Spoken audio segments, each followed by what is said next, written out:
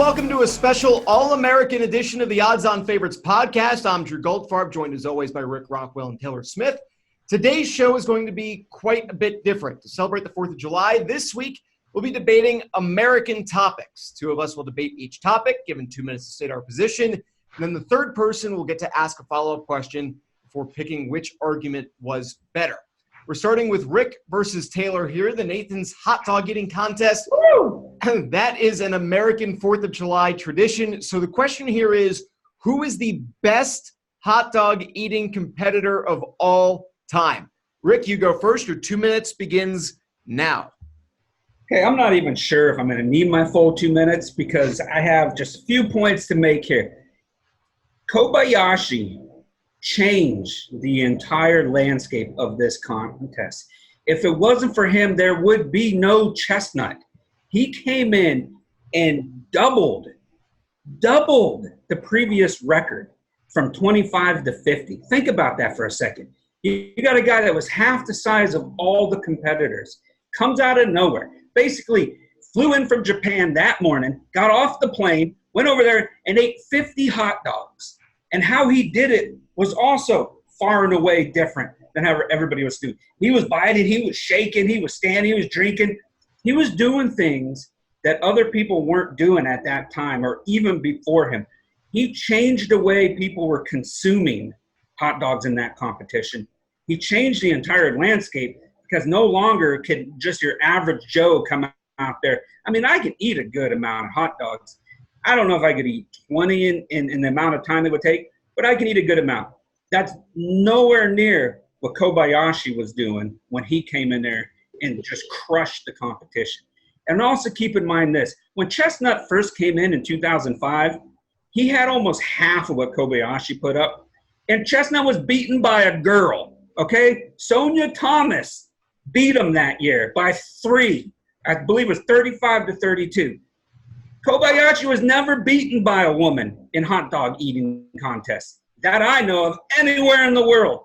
Probably even when he was a baby, he can still out-eat full-grown women. Chestnut has not accomplished that, okay? They went head-to-head. Yes, Chestnut won more than Kobayashi did, but Chestnut came in after Kobayashi was already the man. He already was dominating the sport. Kobayashi, rock star, number 1. That is time. All right. Taylor, you are up. Your 2 minutes starts now. It's clearly Joey Chestnut. This shouldn't even be a debate, really. Kobayashi won 6 times. Chestnut's won 11 and counting. And just look at how many he's eaten. You know, Kobayashi topped that at 53.5 when he was winning. Joey Chestnut last year set a record with 74 hot dog and buns in 10 minutes. He's lost it one time to Matt Stoney in 2015, but that was it. You know, Kobayashi was great and all. He had that whole thing where he came back and got arrested because he was trying to participate in competition when he wasn't really in it. But he may have put the hot dog eating contest on the map. But when you think hot dog eating contest, you think Joey Chestnut. You don't think Kobayashi anymore. You know, just look at the track record side by side. I think it speaks for itself. Joey Chestnut, without question. And yield in the rest of your time. I'll take it. I'll take that time. So, Rick, the question I guess I have for you as far as to how would you – because the point that Taylor made that I want to hear your respond to is 74 versus 53. How do you – why should that be overlooked when Kobayashi was best – his best was bested by the margin that he beat his competition by? First of all, that wasn't Kobayashi's best. Kobayashi broke the 60s, even though he still lost to Chestnut that year, who had a few more. Point is this, though. Chestnut had he started in 05. He did 74 and 8. He had 13 years. First of all, I want to know if he was on any PEDs for this, okay? I want him tested. Second of all, 13 years to evolve on an elite level.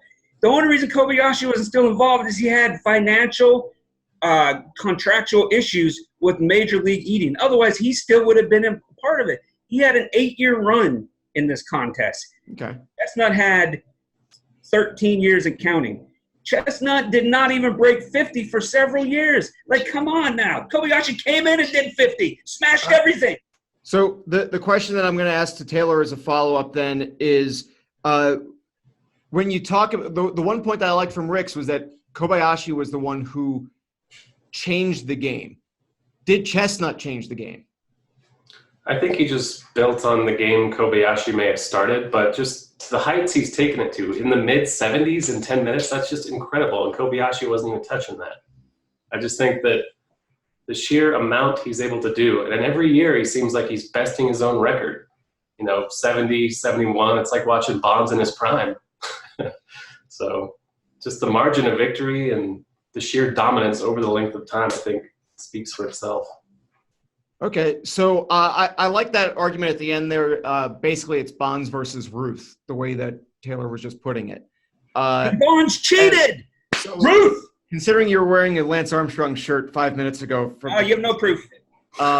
So I like both arguments. I think that was a strong point, Taylor, at the end there, but I think that Rick gave more. I have to go with him because it would be hard to – if you had brought up the Bonds and Ruth comparison and explained to me why Bonds would have been better or should be viewed as better, I would have liked that because I thought that was your best point that you brought up, especially because the 74 versus 53 was not turned out to be incorrect. So point goes to Rick. 53 as a winner. He didn't win with 60+. He was still getting killed with 60. That is valid, but he still was – his maximum was not 53.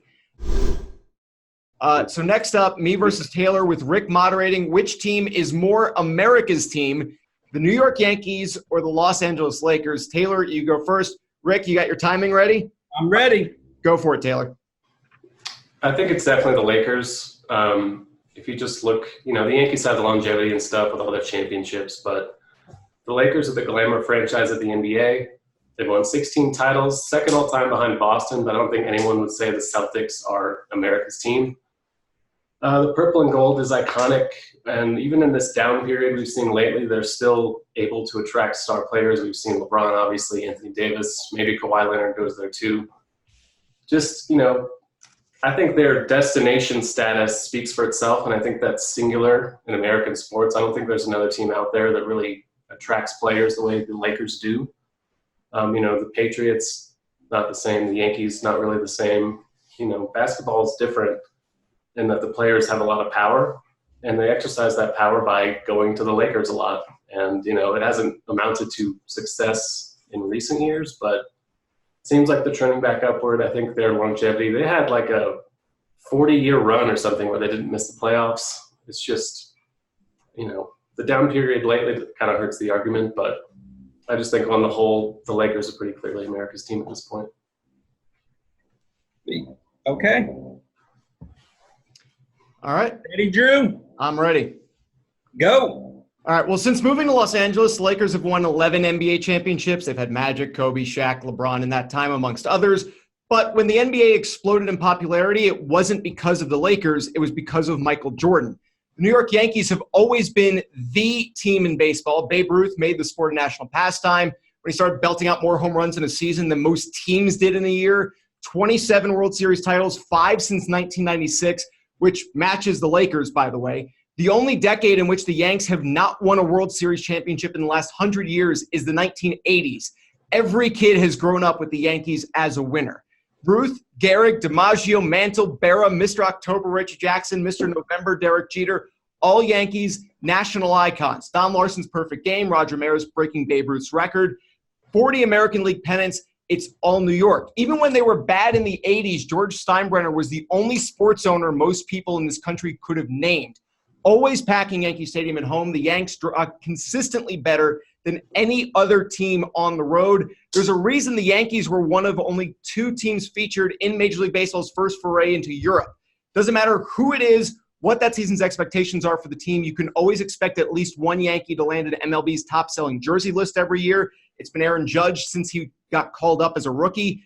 Giancarlo Stanton has joined him. They don't have to resort to cheap "I'm changing my number" ploys to accomplish that either, LeBron. Over 50 former Yankee players and managers are enshrined in the Hall of Fame. Bob Shepard is probably the only public address announcer in all of sports most casual fans can either name or impersonate. Number 2, Derek Jeter. And it's all because the Yankees are America's team, even though it kills me to say that as a Mets fan, growing up a Mets fan, to say that about the Yankees. Attracting players. Every free agent wants to go to the Yankees. The people who have taken pay cuts Roger Clemens, Mike Mussina. That was only in 2000. Giancarlo Stanton demanded to go there by trade. The guys who have signed there, Alex Rodriguez going there. They've grown players homegrown who will become some of the best in the sport's history, and they've attracted every single free agent. Okay, time's up.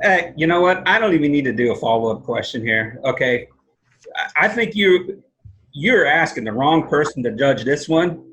I hate the Lakers. I will always hate the Lakers. There is nothing anybody can say that will make me pick the Lakers. Taylor, your argument was sound. You had plenty of logic and stats to back you up. I wish you would have picked the Yankees and Drew would have picked the Lakers because I hate the Lakers. With that said, Drew gets the point here.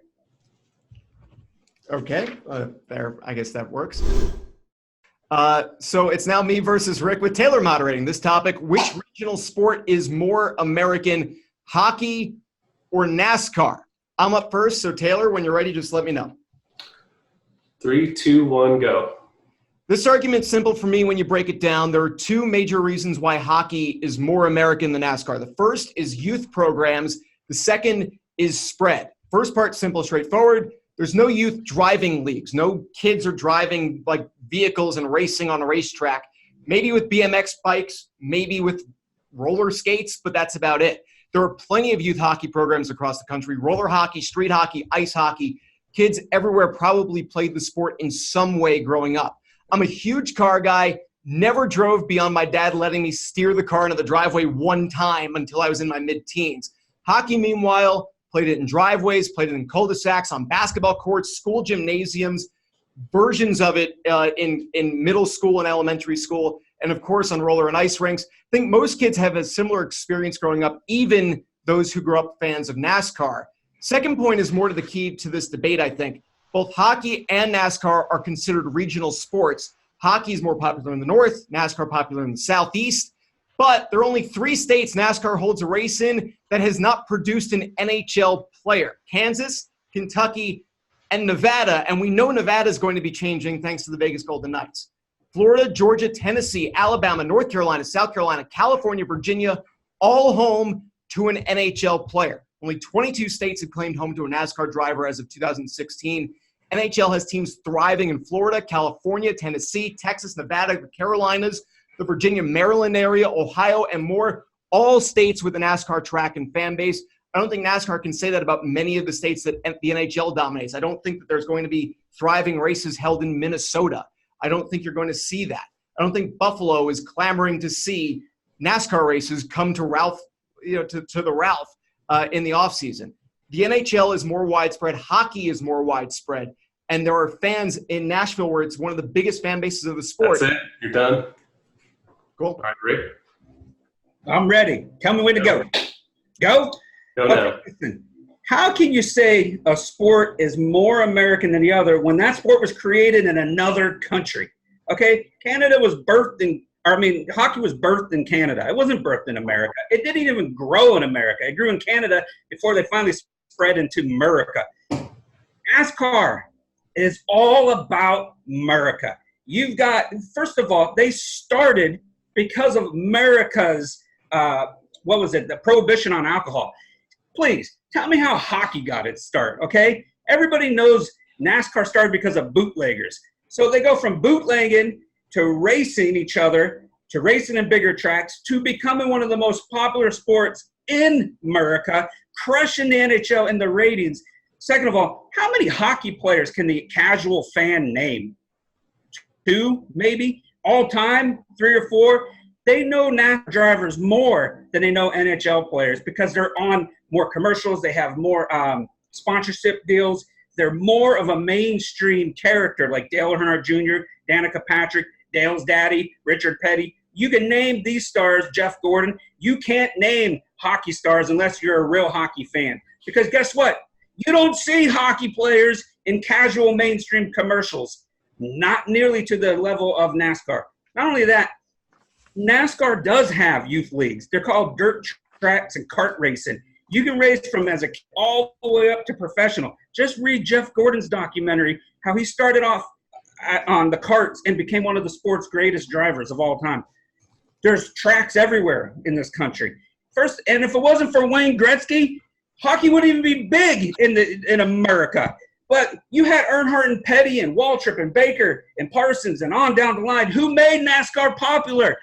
It's barbecuing. It's drinking. It's eating food, even though I don't drink. It's That's doing it. You're done. Time's up. Very compelling arguments on both sides. I think Rick appealing to the emotions of the holiday, 4th of July with barbecuing and America and all that stuff that's a pretty compelling argument. Drew, with the proliferation of hockey and youth and all that stuff in this country, also a strong argument. I'm going to side with NASCAR here just because it does seem more 4th of July-y with the whole, red, white, and blue, all that stuff. So you both did well. I applaud you both, but this one goes to Rick. You're a very intelligent man, Taylor. We love you. We're going to move on. I do want to mention really quick that all of the drivers that Rick named as being people that random NASCAR fans could name, none of them have raced in 2019. Not a single one. So, and hockey's biggest stars of all time haven't played in decades. Of all time, Sidney Crosby, Alex Ovechkin. Anyway, we're going back to Taylor versus Rick. The current score is 2 for Rick, 1 for me, 0 for Taylor. So this is a tricky topic, one that Taylor wrote an article on late last week. Should athletes be involved in politics? It is being left as simple and as broad as that. Yes, it's only 2 minutes. Taylor, you get to go first this time, and your time starts now. So this thing was brought back into the mainstream last week or a couple weeks ago when Megan Rapinoe was asked at the World Cup whether she and her teammates would go to the White House if they won the Women's World Cup. She said in colorful terms, no, they will not be going. She will not be going. Her teammate, Alex Morgan, said something similar, just they don't agree with the current president's views on things and, so on and so on. And that made the president pretty mad. He tweeted about it and it, blew up into a whole thing again. We've seen the same thing with Colin Kaepernick. We've seen the same thing with LeBron James and Steph Curry and all these other athletes in recent years. And people always say that they should, shut up and dribble and just stick to sports and stuff. But I think it's unfair. They're Americans too. They have the same rights everyone else does in terms of speaking their mind on matters. Whether it makes you uncomfortable or not is pretty irrelevant. They want to use their platforms, to get the word out on what they believe in, which any American can do. I don't see why an athlete should stick to sports when some random dude that's a plumber in Pittsburgh should be free to give his opinion without blowback on that. And, I don't think it should be held to a different standard. I get that it's a controversial topic, but Megan Rapinoe was asked the question. It's not like she did it unsolicited. So we've seen athletes unsolicited do that, but it's their right, just like it's all right to do the same thing if we want to. I get why people would be upset about it, but this is America, and you can speak out on things like that. All right. Rick, your 2 minutes begins now. I don't disagree with everything Taylor just said. He has points there. We're all Americans. We all have the right to be able to express, or at least that's what we believe. We have the right to express our opinions. With that said, though, it comes down to how much opinions they are expressing. And I'll give you an example. The NFL was tarnished with how much protesting they had go on. Their ratings went down. Live attendance went down. This all went down because they were protesting America, first of all, and the American flag. I'm just going to say that, put that out there. And many times I can say America. But I don't have a problem with people voicing their opinions or people not liking something or thinking something's wrong or there's an injustice. What I have a problem with is the platform they use to do it. The plumber from Pittsburgh that Taylor was just talking about doesn't have 5 million followers on social media to be able to have any kind of impact that, say, like LeBron James would have. Second of all, and here's another example. Colin Kaepernick just got shoes removed from Nike because they said the flag was racist or it represented a racial period of time. We're in an era in life where an athlete can share an opinion, and because he's an athlete or a celebrity, it has so much more weight than in any of us. There's no way we could have convinced Nike to do anything with a shoe, but Colin Kaepernick can because he's a symbol of protest or a symbol of standing up for what he believes is wrong or whatever you want to say he's a symbol as. I do love the hair, though. I wish I could have that hair. Unfortunately, I wasn't blessed with hair like that. point is this. When you dominate a sport, we don't pay to see protests. We don't pay to hear your political views. We pay to watch the sport. You're being paid to play. That's it. If we want your political views, we would see you on social media or watch you in a news interview. Time. So I have to point out one factual thing here. The NFL protests were not of the flag. It was of police brutality. It just happened to correlate with the it was done during the anthem. That was the timing of it. Other than that, factually, I think it was fine. So, Rick, I have one follow-up question I want to ask you because you kind of responded to Taylor's point about the plumber in Pittsburgh with the opinion. And it was something along the lines of that could not protest to scale. What would you then say about the trending hashtags or whatever of like people breaking Keurigs and burning their Nikes or burning, whatever with the NFL? The trending topics on Twitter that do get started by non-athletes or sometimes celebrities on the other side of the aisle politically. Is that not being able to protest to scale? Not to the same scale, but it is a similar scale. I mean, it's almost like, in my opinion, it's comparing fruit, apples and oranges. It's still a fruit. Like, they don't have the same scale. But the plumber, I wanted to, because you just brought this up, and it kind of makes my point. If a plumber was protesting while he's there fixing your toilets, would anybody be happy with that? No, they'd be like, get out of here, and I'm leaving you a bad review on Yelp. Why is it an athlete can do this during his game, before or after game, when a plumber does? If a plumber, if a cook, if a waiter were to do that on their jobs, they'd be fired, or we would walk out, because that's not what we want with our service. It's the same with our athletes. But to your point, or to your question, Drew, we all have the right to protest something. But athletes have a bigger stage, and with that bigger stage and with that celebrity, in my opinion, comes more responsibility with how you voice the power that you have. Unfortunately, we live in a society where we give celebrities this type of power, this type of voice. So I know you want to. Right. So basically, this is what I think that the better argument was, or the more complete argument was on one side. Plumbers, because it does go back. The counter protest, the people who go online and never watch the NFL again, or burn Nikes, or switch to Adidas, or whatever they want to do, is done to scale, and it's done in response to that because of the platform. The response is bigger than if a random plumber does it. I do think that it's, the other two things too is that when you're talking about the plumber that you wouldn't want him showing up, you'd leave a bad review on Yelp. And yeah, basically if you hired an independent contractor, because it's kind of like if you have an Uber driver. If you have an Uber driver who talks your ears off with politics and you didn't want to hear it, you'll leave them a 1-star review and it takes its course. And other people might enjoy it or whatever, and it's that kind of thing. One point I do want to make is that, so you say you would tell the plumber to go home if he protested or whatever, but certain leagues have installed policies. When U.S. Soccer, for example, has a standing during the anthem policy now. The NBA, I believe, also has the same thing. So it's not like they're doing it without retribution. If they do something like that, they do, stand to get punished in some way with a fine or something like that. So it's not like they're doing it without potential repercussions. Like you say, a plumber would be fired. These people are still potentially getting fined and things like that. So it's not completely apples to apples. Yeah. I have to think that on this point, because the amount of things I just marked down that were like, okay, that's a valid point on one side or the other.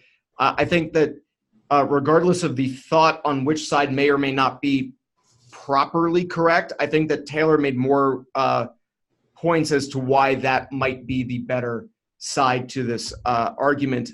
But you're just bitter about hockey. I mean, you gave me a point when I went up against Taylor just because I didn't pick the Lakers. So yeah.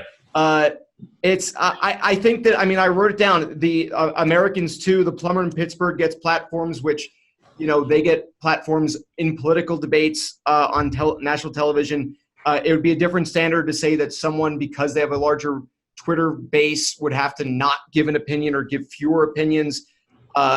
Athletes get asked the question.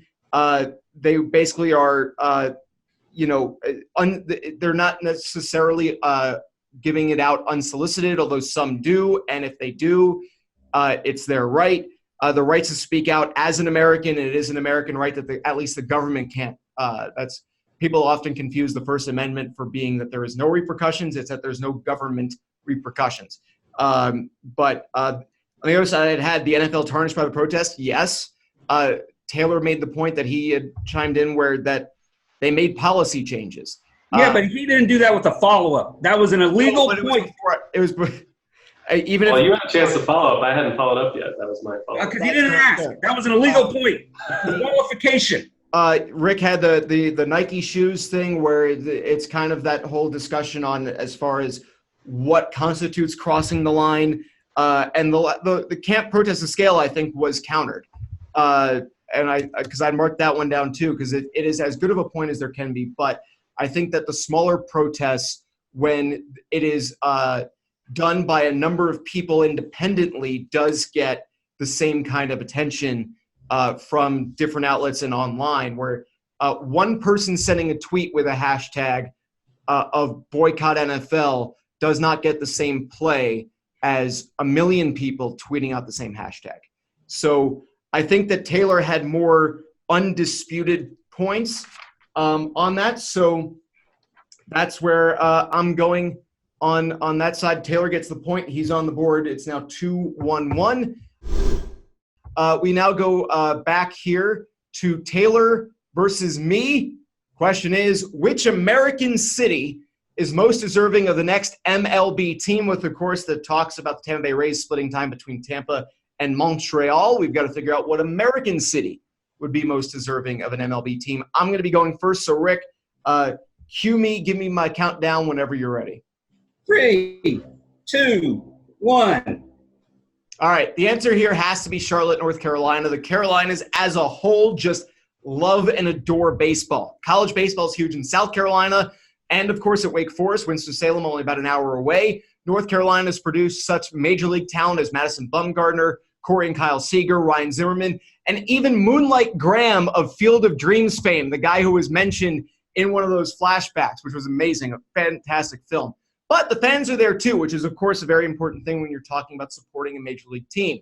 Charlotte Knights AAA baseball team had the best attendance figures in all of minor league baseball in 2018, averaging 8,980 fans per game, nearly 620,000 fans for the season, puts them just less than 1,100 fans shy of the Miami Marlins of Major League Baseball. And their percentage of capacity attendance figure of 88% would rank them behind only 5 major league teams, ahead of the likes of the New York Yankees, the Los Angeles Dodgers, the Angels, and the Colorado Rockies. But it's not a one-off kind of thing. Knights have drawn at least 8,900 fans per game every year since 2014, which is when their current ballpark, the BB&T ballpark, opened. They topped 9,100 fans per game 3 times in that stretch. Charlotte has supported the Hornets well, topping 80% of capacity per game every season since 2011-12. Carolina Panthers have averaged at least 99% of capacity every year since 2012. Even nearby Raleigh has shown the ability to support an NHL team when it isn't going through major ownership problems, regularly topping 80% of capacity most years. And according to our previous debate, hockey is just a regional sport, not as big as NASCAR. So baseball, which is a national sport, should work even better. Expansion of the current AAA ballpark may be a little tricky, given its downtown location and the fact that I'm not an architect, but it's not impossible if they go for a Wrigley Field-style build-out. There are roads on both sides that they theoretically could build upper decks on top of. It's got to be Charlotte. All right. Good job. All right, Taylor. 3, 2, 1, go. I think Portland would be a perfect home for the next baseball team. Charlotte's a great answer. Montreal is interesting, of course, but this is an American show. We're talking about American cities. Portland, you got the Pacific Northwest. Baseball takes place during the summer. The weather in the Pacific Northwest during the summer is ideal for baseball. They might have rain concerns, but they can build a building with a roof up there, retractable roof.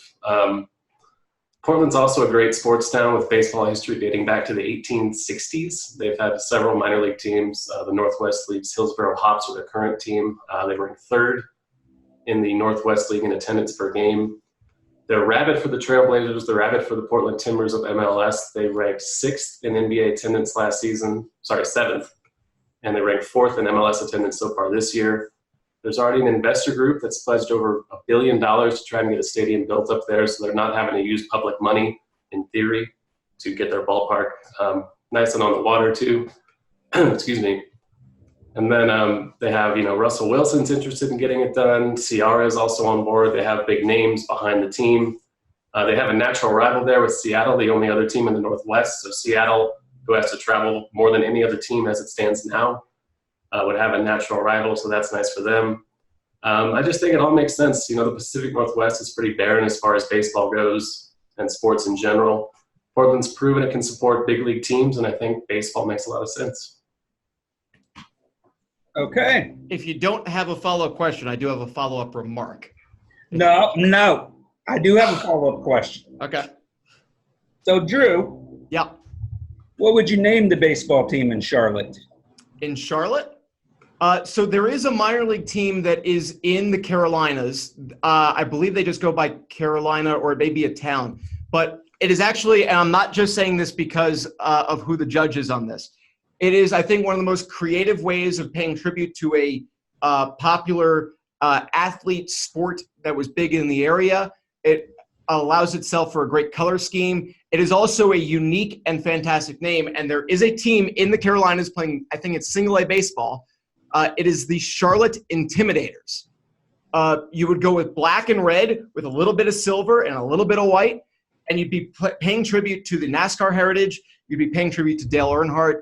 And it is a team name that exists. You could build on it with that legacy. It was a team name that they went to, I think, about 15, 20 years ago. Knew that from covering minor league baseball in West Virginia. So that is the name that I would go with off the top of my head. I'm sure there's a state bird that would also work, but color scheme, black and red with a little bit of silver makes the most sense to me. By the way, most deserving has nothing to do with ownership or potential rivals. It has to do with a fan base that would support it. Has a lot to do with rivals, actually. Hey, all right, Taylor, what would you name the Portland baseball team? So you got a few options. They had an old team called the Portland Beavers. That was a minor league team there for a while. They have the Oregon State Beavers up there, so that could be a little conflicting. If you want to go with an Oregon theme, you could say like the Oregon Orcas. That's a lot of whales up there in the Pacific Northwest. The soccer team is the Timbers. You could kind of play off that woodsy theme like Portland Lumberjacks, maybe something like that. I think a green and black or green and blue kind of color scheme would make sense for them. You think of forests and nature up there. There are a lot of options for naturey, woodsy ideas, I think. You go Mountaineers. If there's mountains, I'm not sure. I think it's up in that area. Team names, logos. I'm gonna give my rule in here. Okay, listen. First of all, Portland is closer to Sacramento, and I think Sacramento should have the baseball team. Second of all, Portland is in my opinion, since I've been to both cities, it's a nicer city than Charlotte. I love Portland, actually. I think it's a beautiful city up there. When it's clean, and you can say that about every city. I love the Northwest more than I love the Southeast in America. Sorry, that's just the way it is. I love the outdoors, the ocean, and the woods and stuff. Everything in me wanted to go with Portland, Taylor, until Drew went with Intimidator. The second he said Intimidator, Ridiculous. the second he said Intimidator, I was like, oh, you got me. Drew, you would have had me at horseman territory. We wouldn't even need the next 4 minutes. If you would have just done this, I would have given you the argument. But you got it with Intimidator. I think both places actually are deserving. I would love it to see it in Portland, to be honest, more than Charlotte. But you went with Intimidator. I got to go with that. Unfortunately, even though you went against me in the last argument, and I wanted to give it to Taylor so bad. Insane. All right, Taylor. All right, last topic. It's me versus Rick again, and because of the scores, it's 2-2-1. This is for the win. This question here, was Tim Tebow the greatest college football quarterback of all time?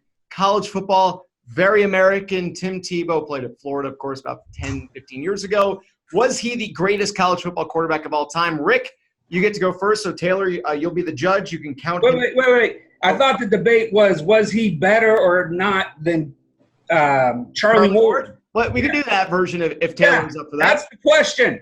Because All right. if you're They know asking what to me do. all time, Taylor can just be like, Danny Werfel's better. Danny Werfel was not better than Tim Tebow.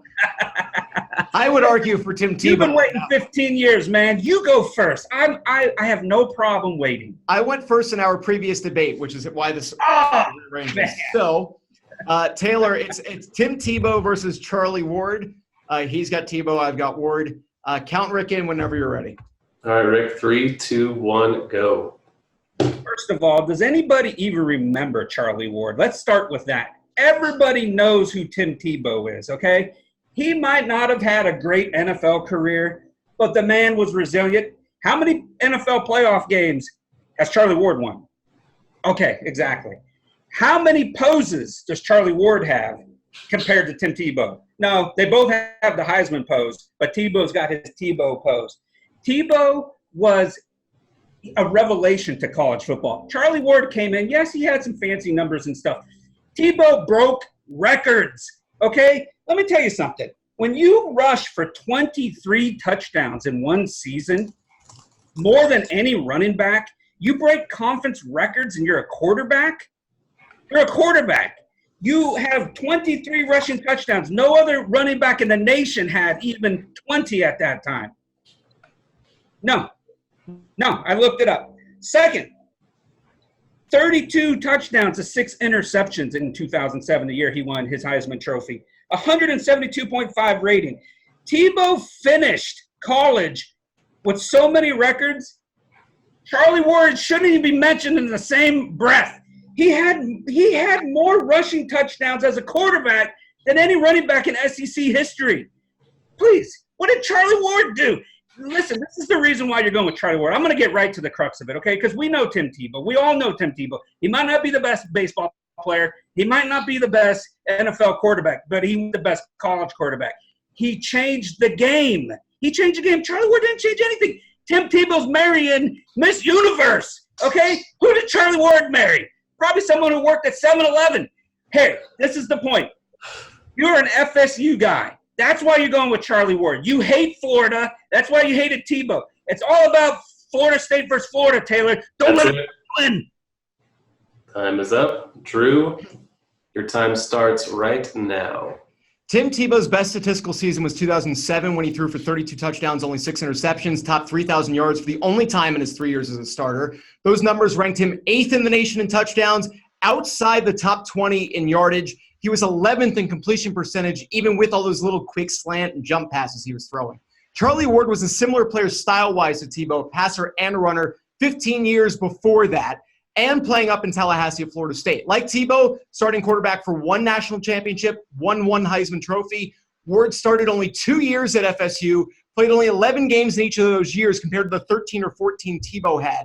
1993 was Ward's best statistical year. Also the year he won the national championship. Tebow didn't do that in his best statistical year. 7 times that year, the Seminoles played ranked opponents compared to just 4 for UF in 2007. With Ward leading the way, they averaged scoring 33 points a game, 6-1 record in those games. The Gators, 2-2 against ranked opponents in 2007. Like Tebow, Ward topped 3,000 passing yards in his best season. Also threw for 27 touchdowns, only 4 picks. Touchdowns per game rate within 1/10 of a touchdown of Tebow's. And his interceptions per game rate significantly better.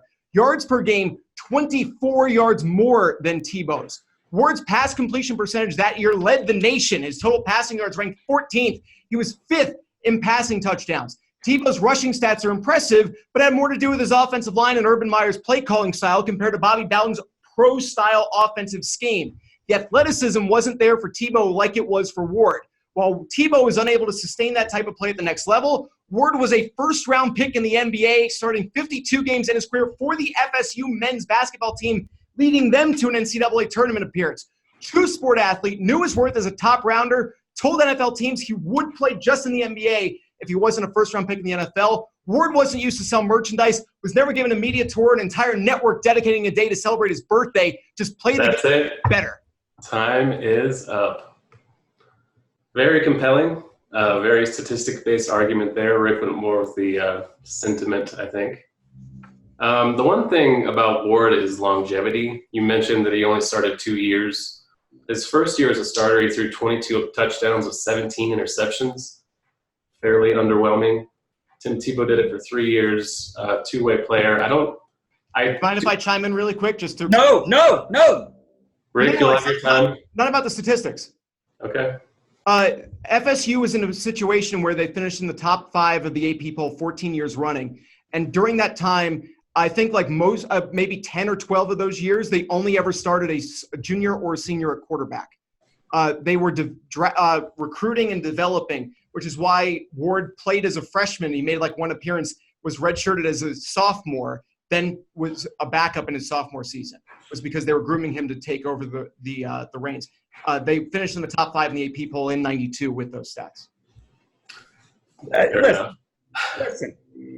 Nobody can even name Bobby Bowden's pro-style offense. Everybody knows nowadays Urban Meyer's offense. Just look what he did in Florida. Look what he did in Ohio State. That whole argument was booty. That argument was booty. Nobody even, outside of half of us, nobody even knows who Bobby Bowden is anymore. Bottom line is this. Tebow won more awards in his college career. He broke more records. He set more records. He won the Mackey Award twice when nobody else had done it before that point. And he finished 3rd in the Heisman Trophy this second year. What did Ward do? He finished – Ward, despite those numbers in '92, finished 6th in the Heisman voting. And in 1993, Charlie Ward won literally every single award that was open to a senior quarterback. There was not a single award that he could not have even hypothetically won going into that year that Charlie Ward did not win in 1993. He did it as a senior. Tebow did it every year. 3 years. And only one of those, which was not his best statistical year.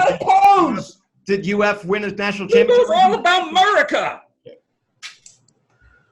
32 touchdowns to 6 picks, 30-4, and then 21-5 for Tebow his last 3 years. I think the basketball point was irrelevant since we're talking about football here, while it is noteworthy.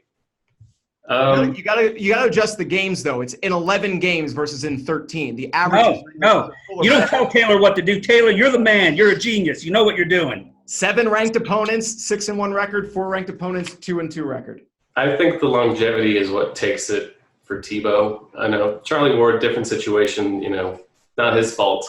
It's just I think the longevity for Tebow clinches it. So, as much as it pains me and as bitter as I am about losing the Portland argument at the hands of Rick, I have to give it to Rick. I'm not even a Tebow fan. It's just I think the longevity is what clinches it. So that's what I'm talking about, Taylor. You're all about America. Here's the thing with that, though. Rick never once mentioned longevity in his argument. That is you taking outside information. It has nothing to do with – He just said he did it for 3 years.